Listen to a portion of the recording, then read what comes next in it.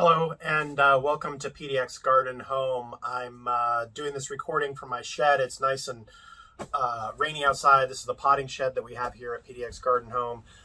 Say nice and rainy. You know, December with the rain, I don't know. There's nothing worse, I guess, in my opinion, than cold rain. I mean, if it's going to be cold, it's like, gee, it'd be nice if it snowed. That'd be fun for a little bit. Being in a town that doesn't snow too much, I suppose we think that's fun.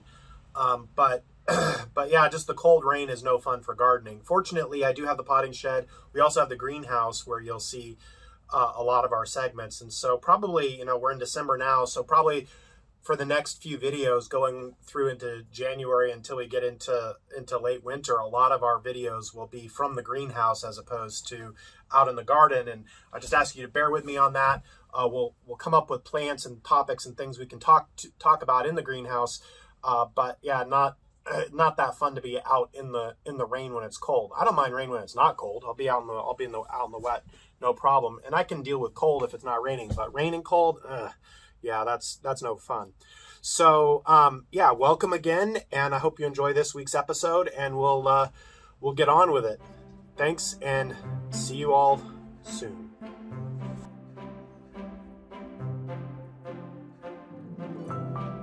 On today's episode, we're going to be talking about a real winner in the greenhouse this winter, snapdragons. Then we're going to turn our attention over to a problem that we're having in the greenhouse, which are the primroses. And finally, we're going to start with a plant that's new to us here at PDX Garden Home, Ruellia, a shade-loving perennial. Okay, well, we're excited to get to it.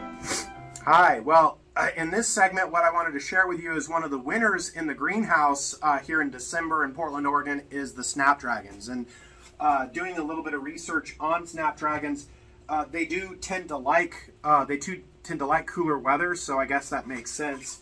And I'm behind in potting them up, so I've got these in the little kind of 6-cell trays here, and you can see the roots just coming out of the bottom here. So to me, that means that I'm behind in potting them up, because ideally I would have popped them up before the roots were kind of all the way out here. Undoubtedly, some of these roots will get damaged as I transplant them. But what I'm doing is I'm transplanting these into the bigger pots. And these have been a good, I'd say these have been a pretty good winner in our garden.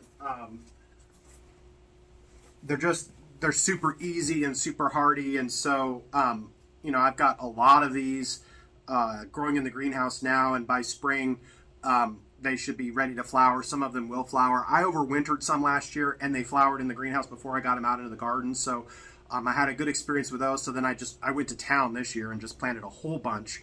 So we'll have just a big, nice amount of these snapdragons in the garden. Some different colors I got this year. I don't even remember all the colors I got.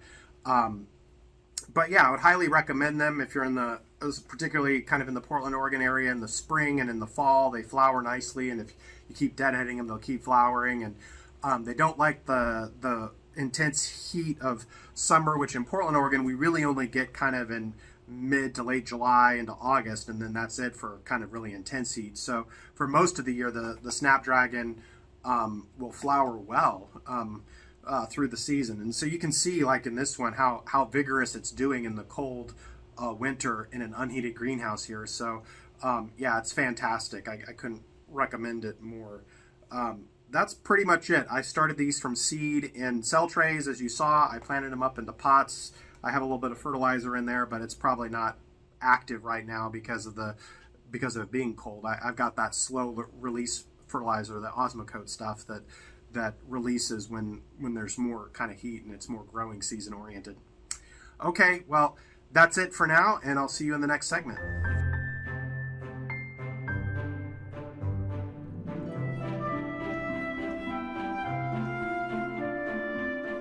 Well, today I'm working on my primroses, and what I'm working on with these primroses is that, well, as you can see, they have turned brown. Now, I haven't figured out, this is wet just because I watered it yesterday, but what I haven't figured out is are these things getting too wet and cold? Because we're now in mid-December.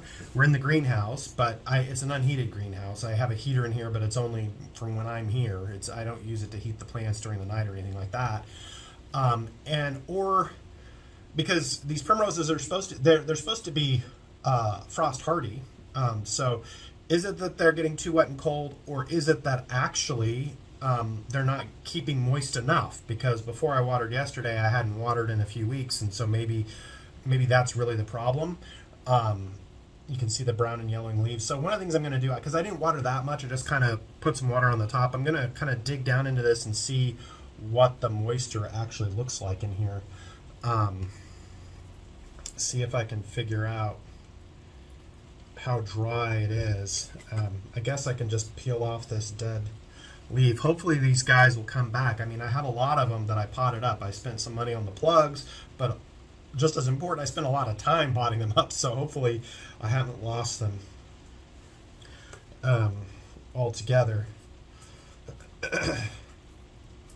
And I haven't really tried to grow a primrose in pots like this before, so I don't know. I think I have some that are already out in the garden. They're supposed to be perennials, but I don't know if this is the normal habit, the normal habit of these things when it gets to winter. Do they just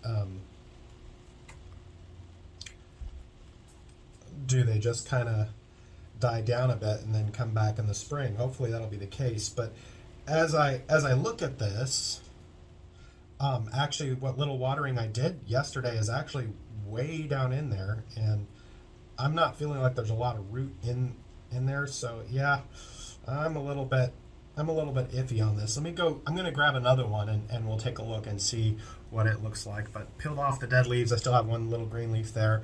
It's moist throughout there. What reading I did online is it says that they like it to be moist, but I suspect they don't like it damp and cold. Who does, right?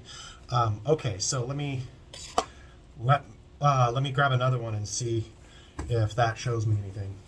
Okay, so this is a bigger plant here. Yeah, you can see the brown leaves. I may as well just peel those off. There is a crown here though that's got some okay vegetation on it, so maybe that's not too bad. Maybe things are going to be okay there. I'm going to dig again into it just to see if I can figure out how much, I love these little shovels here, how much moisture I actually have in there.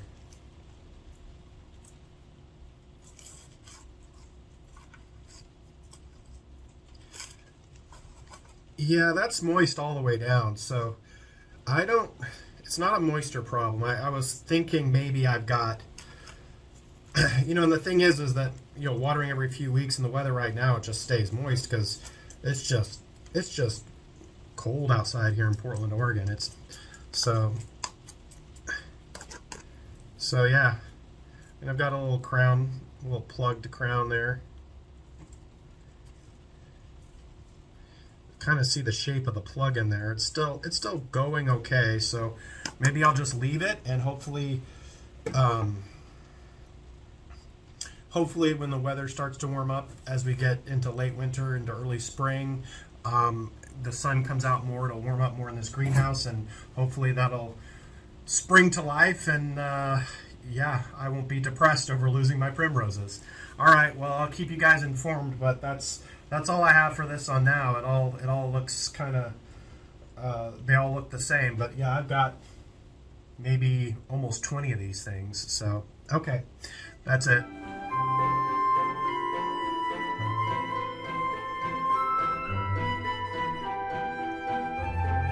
Well, in this segment, I wanted to talk about, or show you, not really talk too much about it because I'm still learning it, so I don't know as much as I could yet, but this is a plant called Ruellia, R-U-E-L-L-I-A.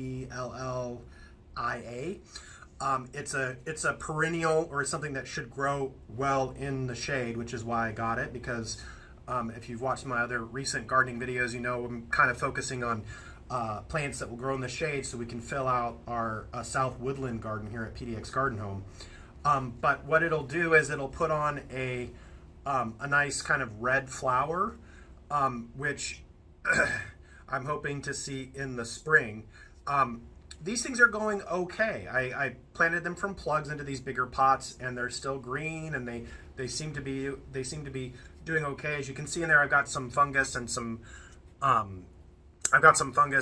moss that is growing along the top. So what I'm going to do is I'm going to scrape that out. I'm going to put some fresh compost in there, and hopefully kind of maybe that helps this be a little healthier. I'm not really sure what the effect of all that is on the plant right this minute, other than maybe I guess what I'm hoping the effect has been is that it hasn't been doing anything but taking away from possible nutrients, which there isn't a whole lot sitting in a pot in the greenhouse here in the winter anyway. But that's it. And stay tuned for kind of future episodes. I'll kind of bring it out and show you more as it grows. In the spring, hopefully this will get to a point where it's flowering, and then we'll be able to see that in the pots before we put them out into the woodland garden. Then we can also see them in the woodland garden. So that's the idea with these. Similar to a lot of the other shade perennial things I've got about 20 to 30 of these that I'm playing with here in the winter in the greenhouse. So let me clean this up and kind of show you what I'm doing on that real quick. You can see this plant here, so you can see this is where we've got kind of the fungus, and I don't think that's necessarily hurting anything, but like I said, no particular reason to have it in there either, so I'm going to go ahead and take them out. I'm going to kind of scrape this stuff off. Scrape this stuff off the top from around it. I'll put all that kind of in my compost bucket and then put some fresh compost in there.